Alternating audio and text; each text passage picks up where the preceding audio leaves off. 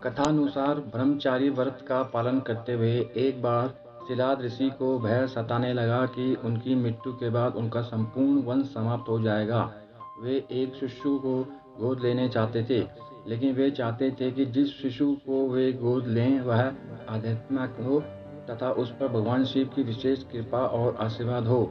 अपनी कामना की पूर्ति के लिए उन्होंने भगवान शिव का कठोर तप प्रारंभ किया।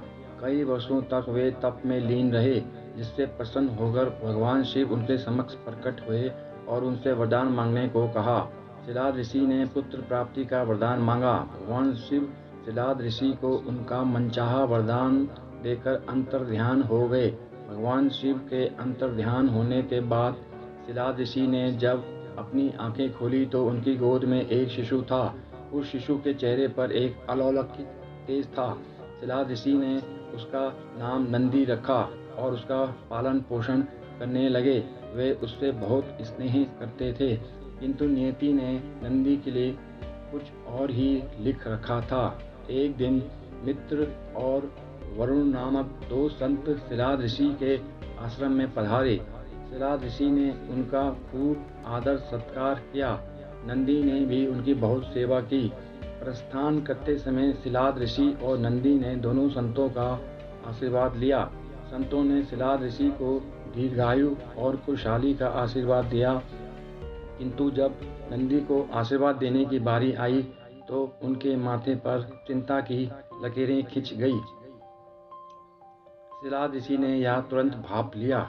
जब वे मित्र और वरुण ऋषि को आश्रम के बाहर तक छोड़ने गए तो उनसे पूछ लिया कि उन्होंने नंदी को लंबी आयु का आशीर्वाद क्यों नहीं दिया।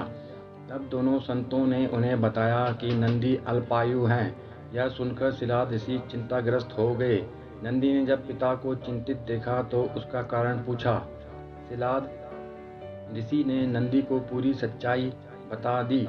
पिता की बात सुन नंदी हंसने लगे। आश्चर्यचकित पिता ने जब कारण पूछा तो नंदी बोले, पिताश्री, आपने मुझे भगवान शिव की कृपा से प्राप्त किया है।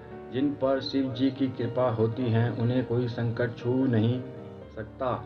यह कहकर वे पिता का आशीर्वाद प्राप्त कर भगवान शिव की तपस्या करने वन चले गए और तप करने लगे। नंदी का तप इतना कठोर, ध्यान इतना प्रबल और आस्था इतनी मजबूत थी कि भगवान शिव को प्रकट होने में अधिक समय नहीं लगा। भगवान शिव ने प्रकट होकर नंदी से वरदान मांगने को कहा। नंदी ने पूरी उम्र उनका सानिध्य मांग लिया। तब शिव ने उन्हें बैल का चेहरा प्रदान कर अपने वाहन के रूप में स्वीकार किया और अपने गणों में सर्वोच्च स्थान प्राप्त किया। भगवान शिव ने आशीर्वाद से नंदी मृत्यु के भय से मुक्त होकर अजर अमर हो गए। भगवान शिव ने गणों के अधिपति के रूप में नंदी का अभिषेक करवाया। इस तरह नंदी नंदीश्वर हो गए। भगवान शिव ने नंदी को वरदान दिया था कि जहाँ उनका निवास होगा वहाँ नंदी का भी निवास होगा। माना जाता है कि तब से शिव मंदिर में शिवलिंग के साथ नंदी की भी स्थापना की जाती है।